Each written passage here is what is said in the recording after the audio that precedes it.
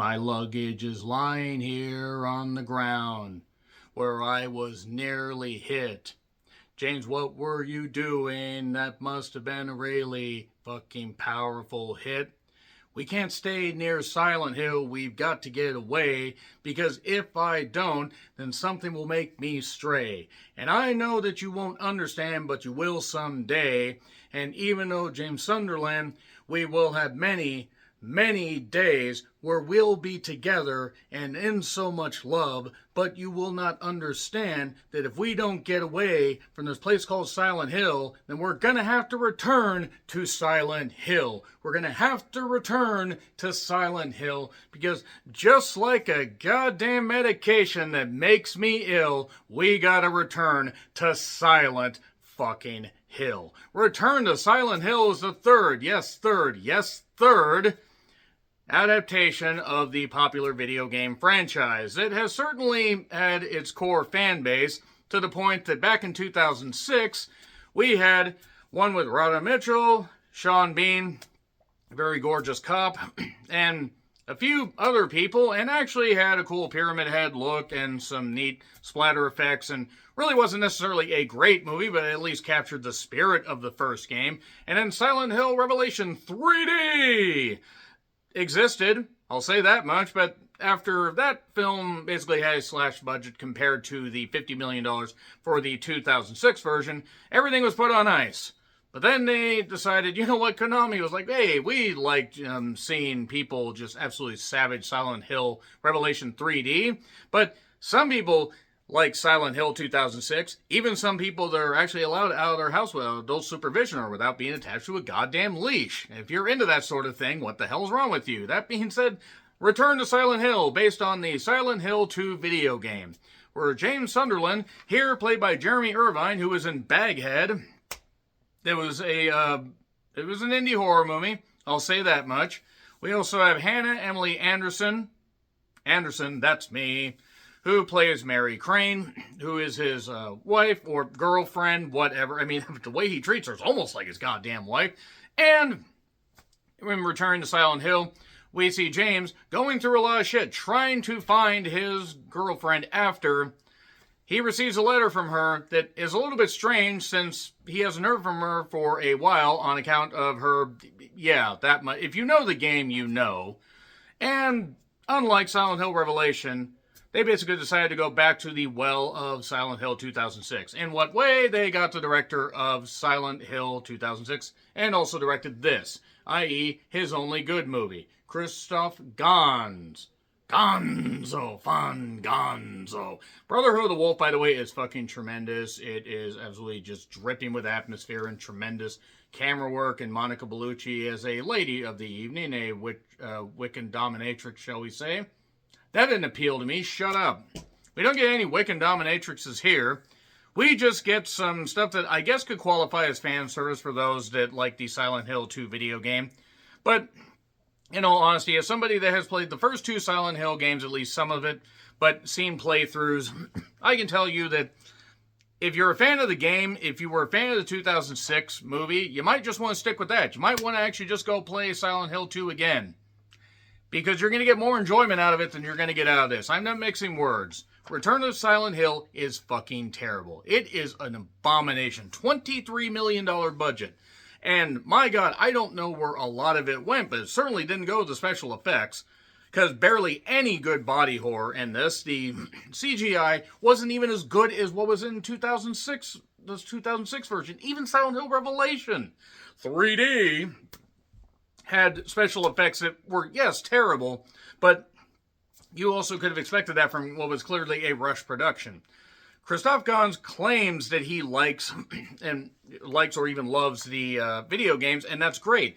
Why don't you try adapting them better? Because there are so many things wrong with this just as a movie. Now, is it faithful to the game? The game has so many goddamn endings, humorous and otherwise. And there are some, tank control things. There's the stuff that basically, it's less about having combat and more just running away if any entities come near you.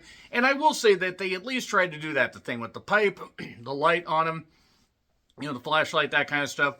And the fact is they set this in the modern age. Jeremy Irvine, however, cannot be a leading man in a product like this because good goddamn Christ. The dialogue, by the way, terrible.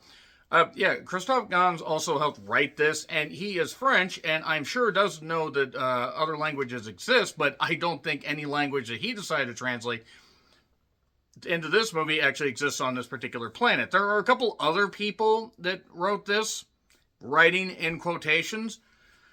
It is a goddamn mess. It's basically about James coming to grips with the fact that he lost the love of his life. Now, they provide a few more explanations as to why she is no longer there. They're all stupid, and whether they are true to the video game or not, and whether you like the fact that they go about this route, that's just going to depend on how you feel about these games. But I have not heard a lot of good stuff about this already. That's just that much I want to goddamn say. So I'm going to get into spoilers. It is really not very good. In fact, it's in the running already for worst movie of the goddamn year. So 3, 2, 1, and spoilers. So basically, if you do not know anything about, I'm about to tell you right here, James ended up having a sick girlfriend, and this was him compartmentalizing his grief and his trauma that he ended up basically ending her life. Ending her life because she asked, because she was terminally ill, because she was involved in a cult where her father basically was slowly poisoning her. Or, also the other interpretation is James was a bit of an abuser and that kind of stuff. You could go a bunch of different routes. This could be Mary helping absolve James of all the stuff that he did. I did like, I did think that the one that played the little girl, like, I thought she did fine. Evie Templeton, who plays Laura. She also plays Agnes in Wednesday. I thought she captured the spirit of being a creepy child in an atmosphere pretty well, so I'll give her that. I did like Eve Macklin, clearly for her acting ability. Absolutely for her acting ability. Why would you accuse me of such things? So, basically, this bounce back and forth between James, dealing with a doctor that's trying to basically help him, a grief counselor, whatever. They never really identify what the fuck she is, and nobody really fucking cares. Clearly the filmmakers didn't care. And, yeah, Silent Hill 2 on the big screen, and that's pretty much what we just get. We get bad CGI, really bad green screens. The ash doesn't even look as good as it did in Silent Hill Revelation. And, yes, this having a slash budget, I understand certain constraints need to be made and certain things need to be cut, but here's the idea.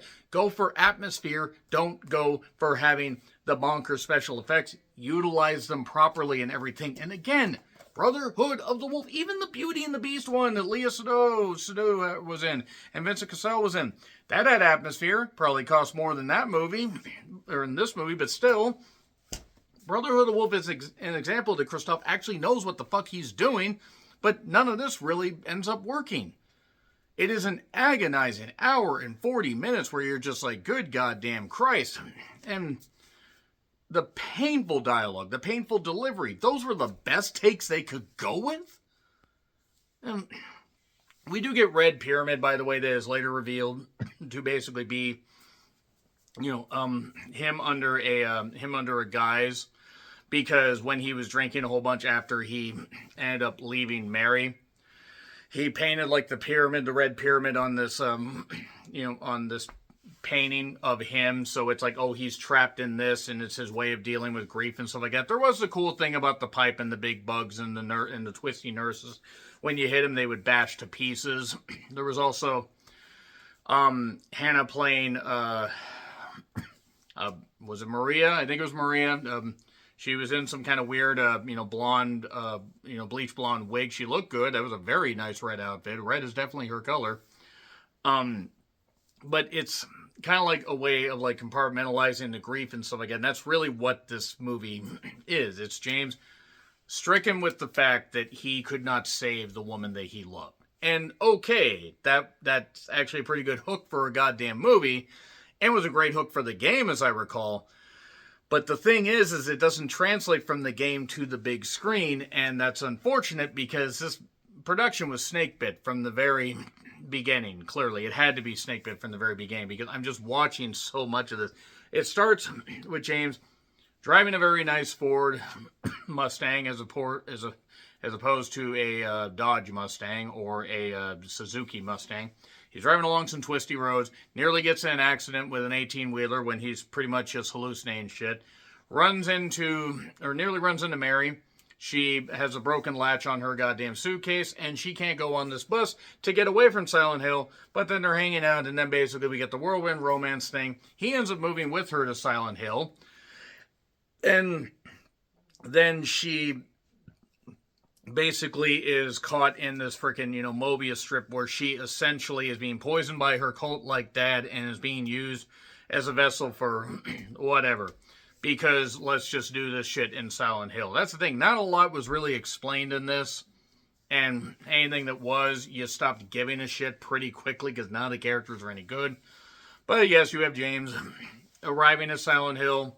His sponsor for whatever, or his, grief doctor, is filmed through this, weird broken disco ball-like thing. It's I know it's supposed to be stylistic, but in the movie it looks lazy. And he ends up... basically, he approaches a guy, a homeless guy, that's freaking out and everything, and there's this weird radio signal where if a radio starts making a weird noise, then that means that Red Pyramid and other creatures are going to be nearby, the big old bugs with the weird mouths and stuff like that. But then, dude, the really bad jump scares where the guy, latches onto him, this, and then he gets burned by these weird twisty things with no arms and, weird, chest vulvas of black acid. And that's pretty much it, right? We don't really get much other explanation. I mean, yes, it's for fans of the video game, but I even think fans of the video game might be insulted by this. Just the more I think about people that love the games, I have not seen a lot of good feedback about this. A lot have said, look how they massacred my James. And whether he's a good character to root for or not necessarily. At least you could have a character to sink your teeth into if you gave, I don't know, some good character arc to, if you gave somebody a reason to, not immediately dismiss this guy as a fucking drunk painting idiot. And that's pretty much what he is. He doesn't know how to react to a lot of stuff. I'm speaking for the character and the actor. And sure, you're reacting to a lot of nothing because it's a lot of CGI stuff, but still, at least try to have an emotion. But we see that Mary has obviously been sick. Her dad's poisoning her.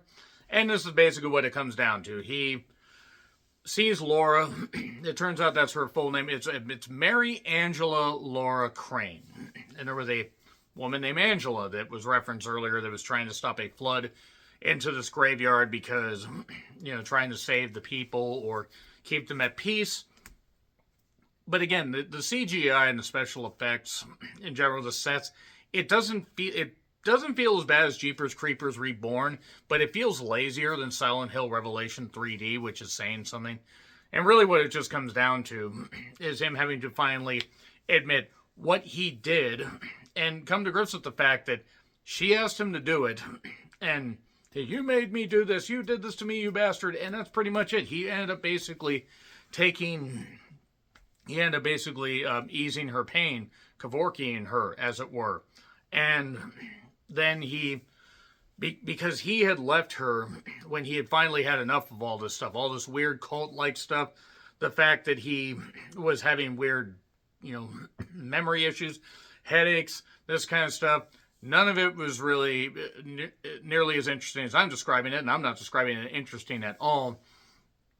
And he finally decides that after seemingly coming back to reality, there goes gravity, and the doctor's talking to him, she died a number of years ago. She's got to go, he's got to let her go.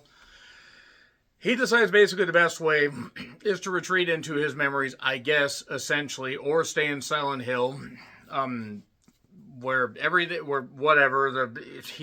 basically ends up taking her body, where, there's this weird sheet thing, 300, count demon sheets, as it were, crawls in there, it's like bad Hellraiser, and that's saying something, given some of the entries there, and he basically ends up getting her body, and carrying her, putting her in his car, and he's got a bunch of ash on it, so he's going to wash it when he gets back to town, or he goes in a lake. There are better ways to wash your car, and he basically says, I, abandoned you once, I'm not going to let you go, and there you go. So then that's it, and then we go back to the beginning, where he's driving the log, and then he almost hits her, And then he basically says, oh, oh, your name's Mary. I saw it on your suitcase. Yeah, that's not creepy at all. And then instead of going one way, they go another way. So it's just repeating itself. God, return to Silent Hill. Return to sender, address unknown. I mean, please. God. How is this the same guy that directed Brotherhood of the Wolf? I mean, I'm genuinely fucking asking. How is it the same guy? This is a masterpiece of filmmaking. Yes, it's got its flaws, but good God, this is great filmmaking. Silent Hill, Return to Silent Hill, whatever. Return to Cinder Hill. That's what I should have called it. That's what they should have called it. They probably should have, Destination Unknown, Ruby, Ruby, Ruby, Return. So I don't know what I'm talking about. F, it gets an F. It's terrible. That's it. God forbid if this movie's successful and they do another one. If they do another one, can I get Kojima involved? Get somebody involved that actually knows what they're doing, please. So yeah, F. Agree, disagree, what I said. Like, share, subscribe, Twitter, Letterboxd, Blue Sky handles in the description. I'm John Ritlin. And until we stay the fuck away from Silent Hill, I don't want to see Pyramid Head. I don't want to see the nurses. I don't want to see any other stuff. I don't even want to see Hannah in that red outfit and the blonde wig and everything, even though I'm into that shit. That being said, happy trails to you.